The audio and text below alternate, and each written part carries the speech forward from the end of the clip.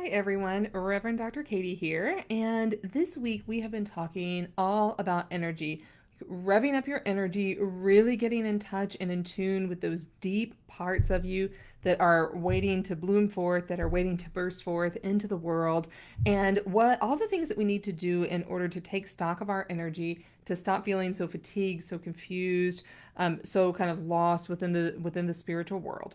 And so today we're going to talk about something, or I'm going to talk about something with you that might feel even a little bit potentially dicey. And that's the idea of really exploring your spiritual life as necessary, as vital as eating, as vital as sleeping. I forgot to turn my phone on silent.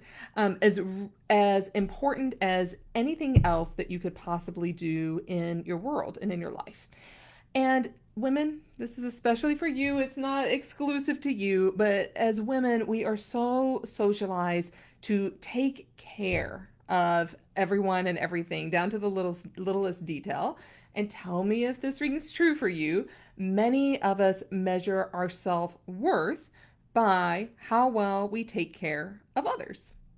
And in some sectors of society, maybe this is true for you where you live among your peers, it can even be a value to say how exhausted you are, to say how much you're doing for everyone else, how much you're neglecting yourself, how you wish you had time for yourself, but you don't because you're so busy taking care of everyone else.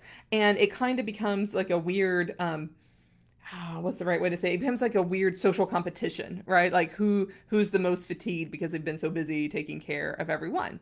Now, taking care of other people, that's not a bad thing, but it can become a habit. It can actually become an addiction that we take care of others and then we neglect ourselves.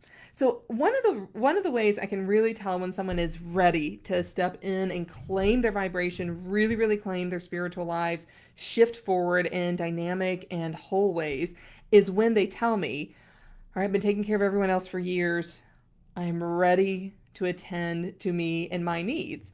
And when they make the switch, when I see the switch flip of I can take, if I take care of me first, if I attend to my spiritual needs first, I'm actually serving everyone that I love and myself and more because I'm growing as an individual. So, y'all, I really want you to hear me. I'm not saying you need to go meditate when someone has a broken leg in the next room. They need help. You need to go attend to them. I am saying that your needs are as important as anyone else's, and your spiritual needs are as important as anyone else's. So, when you think about it, like I would like everyone who's watching this video to kind of visualize, where do you want to be in your spiritual life in 1 week? Where do you want to be in your spiritual lives, discovering your metaphysical gifts, using them in service to yourself and others in 1 month? And really think it out. What about in 1 year? What about in 10 years? What about 25 years? All right. So you've started to think through, what do you want your spiritual metaphysical life to look like in those time frames in the next few weeks, the next few months, the next year, decade, couple of decades. If you are able to start to visualize that, and maybe you don't know the specifics, you don't have to know those yet. You just have to visualize kind of how you want to feel, what that may start to look like, and how your soul may expand if you're able to discover all those things about yourself, answer the questions that have been plaguing you, those ruminating thoughts, questions about scripture, about your beliefs, about the metaphysical world. And how would it feel to have all of that kind of in place and growing and flourishing? Maybe you're going to have brand new questions that you can't even think of right now in 1 year. So to begin that process, this requires that you put, and this is going to sound harsh, so just brace yourselves and get ready.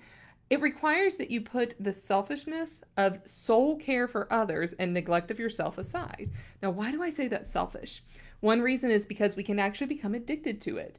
And it gives us a way to bypass not doing our own interior work, because we can't, because we're always taking care of others. And we never have time for that self reflection.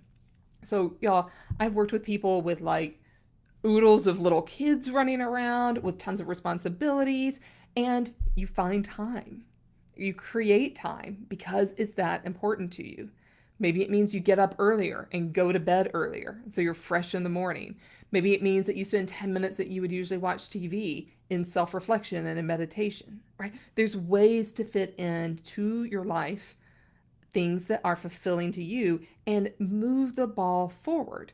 So the consequence if we don't do this, the consequence if we just kind of stay as is, if we stay in that, and I'm going to say it again, that kind of selfish mode of constantly caring for others but never attending to ourselves, if we stay in that mode, we get stagnant, we get resentful. We get resentful of all the people that we're taking care of, which is the exact opposite of what it's supposed to be, right? We're supposed to be loving those people, but when we become resentful of them, it's hard to kind of balance that out. We become stale in our spiritual lives because what I don't want is then a week, a month, a year, 10 years, 25 years, you to be asking the same questions and feeling the same way. In that amount of time, we really want to see your soul expand.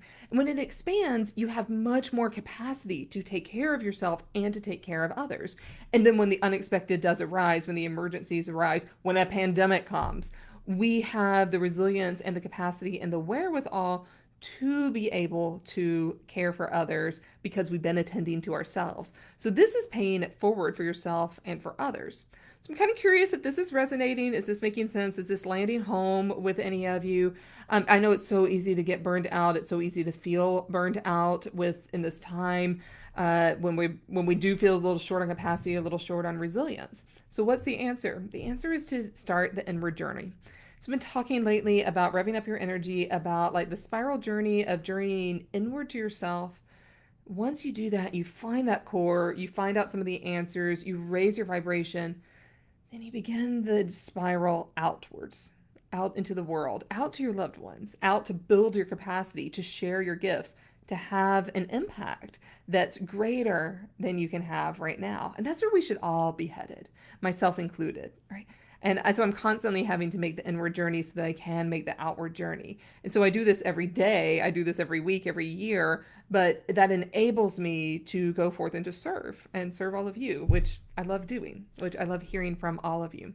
So is this making sense? Let me know. Let me know what questions you have. If this is landing, if you feel like that little core of you saying, oh my gosh, this is me. Yeah, I'm in danger. I'm in the danger zone. I'm in the danger zone of becoming resentful in the next few years because I haven't attended to myself. So that means maybe you're ready. Right. So I'm going to be putting out notifications over the weekend about a training coming up on August 6th.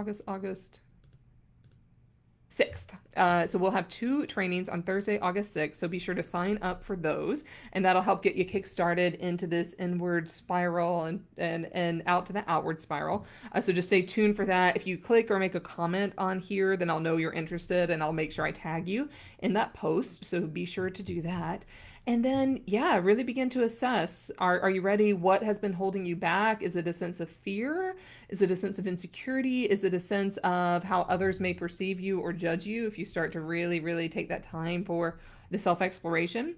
And again, y'all, this doesn't have to be, you don't have to meditate for weeks on end. This can be a little bit of time every day that you get to explore just for you in order to really build your own spirit, your own soul, your own capacity.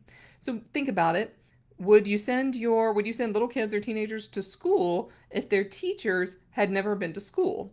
Of course you wouldn't. Of course you wouldn't. So you are your own inner teacher in this space, right?